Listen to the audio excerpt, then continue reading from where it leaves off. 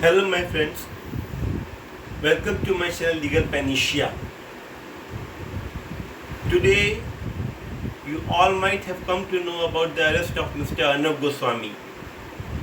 Now what you have to understand, आप लोग क्या समझना है कि ये अरेस्ट इसलिए नहीं हुआ है because he was making statements against Maharashtra government or he was going into the investigation of SSR for which the government has retaliated. It is not about that. There was a case which was filed against him, that is abatement to suicide under section 306 of IPC, Indian Penal Code 1860. हुआ क्या था कि एक आदमी था जो ओ करता था 3 लोगों से लगभग 5 करोड़ रुपए के आसपास। अर्नब गोस्वामी से 84 लाख, दूसरे आदमी से लगभग 4 करोड़ और तीसरे आदमी से लगभग 55 लाख। लेकिन Arnab Goswami did not pay him the amount. What happened when he was being harassed by the contractors? जो कॉन्ट्रैक्टर्स थे वो उससे पैसा लगातार मांग रहे थे because he went for some interior designing of these companies. तो जब उससे लगातार पैसा मांगने लगे, उसे हैरेस करने लगे, तो एट लास्ट वो बार बार रिक्वेस्ट करने लगा कि प्लीज़ पे me the amount, otherwise I will be in a very difficult situation. लेकिन उसकी रिक्वेस्ट को बिल्कुल अनहर्ट कर दिया गया। तो एट लास्ट वो और उसकी मदर ने सुसाइड कर लिया। उन्होंने एक सुसाइड नोट छोड़ा जिसमें अर्नब गोस्वामी का नाम मेंशन है, जिसे we will be saying that it is like dying declaration under section 32 of the Indian Evidence Act 1872, which has been held by the Gujarat high court. कि अगर कोई सुसाइड नोट छोड़ा जाता है और उसमें नाम मेंशन होता है किसी पर्टिकुलर आदमी का कि due to him I have committed suicide, तो it will be considered as dying declaration. उसके बाद क्या हुआ कि जो इन्वेस्टिगेटिंग ऑफिसर थे, ही वॉज मैनिपुलेटेड और whatever may be the reason behind that we very well know. तो उसने केस को क्लोज कर दिया। तो जो डिसीज की लड़की थी वो डीआईजी के पास गई। डीआईजी के पास जाके उसने कहा कि sir, I am having ample evidences, there is dying declaration, so please reopen the case. After going through the evidences, जब डीआईजी ने सारे केसेस उस केस के सारे एविडेंसेस को देखा, उसको थॉरली परयूज किया, रीड किया, तो वो इस कंक्लूजन पे आया कि देयर हैज़ बीन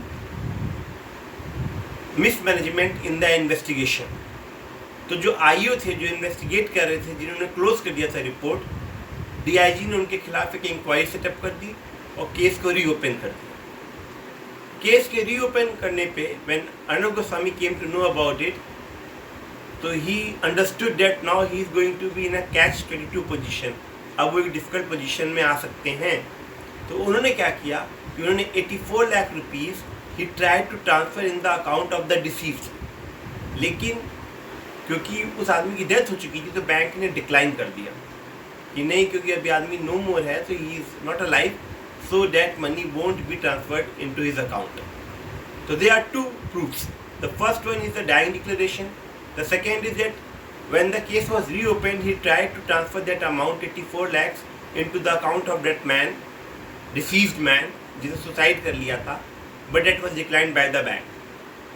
तो ये दिखाता है कि he owed 84 lakh of rupees to him, जो उसने अपने सुसाइड नोट में लिखा था। और भी एविडेंसेस होंगे। जब डीआईजी ने ये केस लोकल ब्रांच पुलिस को दिया, तो और भी एविडेंसेस उन्होंने कोलेट किए होंगे।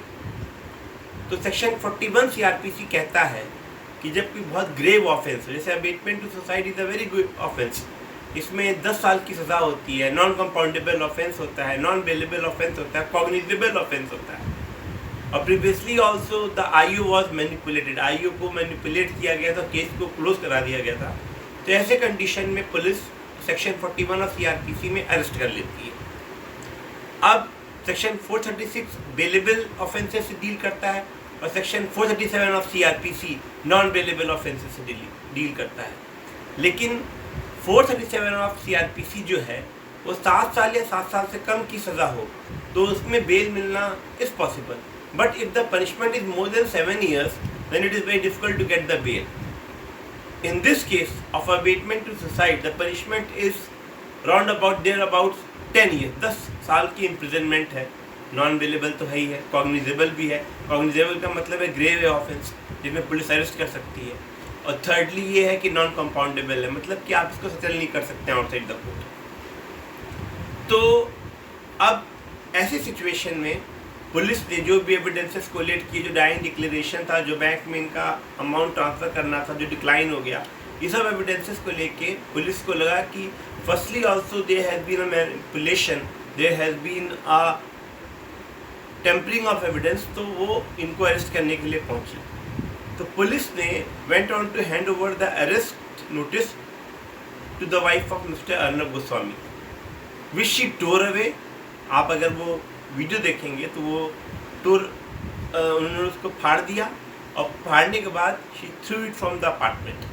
वो उस वीडियो में साफ दिख रहा है कि वो पुलिस ऑफिसर उनसे लेना चाह रहा है लेकिन he not able to take it because she has close that particular notice in her fist.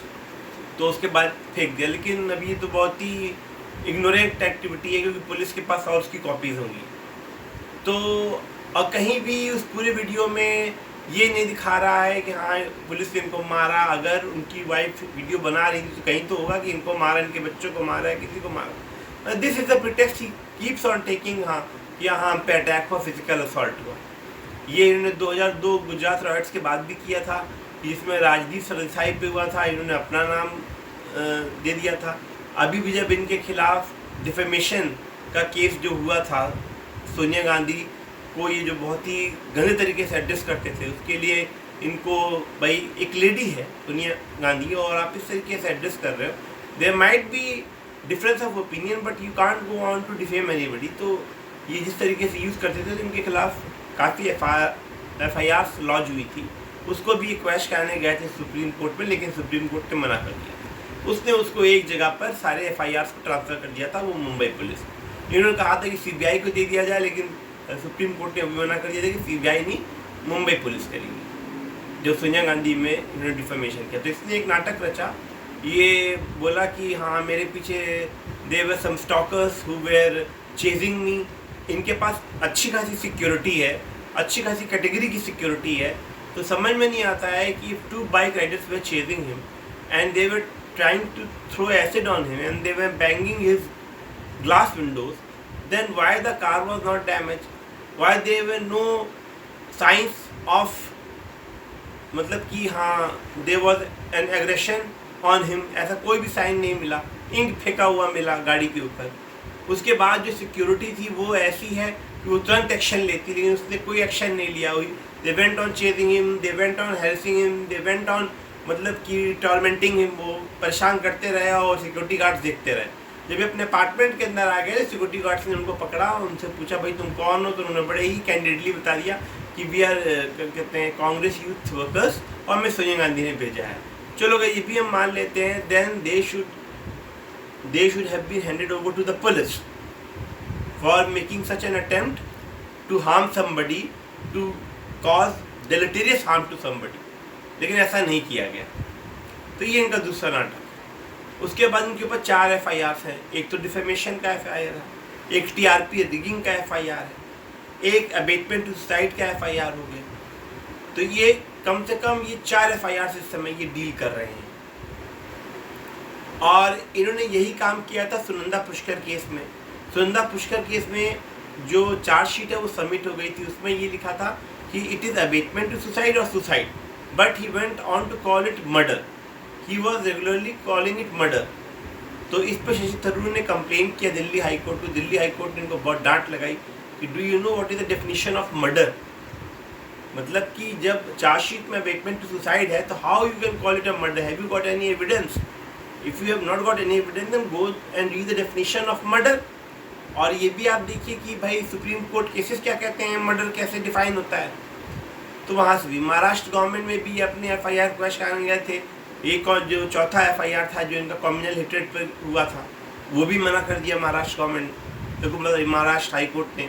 Maharashtra high court में कहते ये अपना क्रैश कराने के लिए FIR कम्युनल हेट्रेड के लिए जो इन्होंने बांद्रा के इंसिडेंट में या पालघर लिंचिंग के इंसिडेंट में फैलाया था, तो वो भी मना कर दिया क्रैश करने से।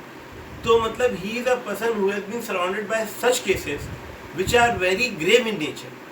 तो मेरी आपसे रिक्वेस्ट है कि आप इस बात को समझिए, he is a person who is destroying the fourth pillar of democracy and we should not support him at all. If we are supporting him, we are causing या we are endangering our nation, we are doing harm to our nation. So please don't support him. Don't go on to believe whatever he says. Go on to Google. You will find each and every fact. ये किस तरीके का आदमी है, इस पे कैसे कैसे केसेस हैं, क्या क्या इसका है, ये सिर्फ हम लोग को बिगाइल करता है।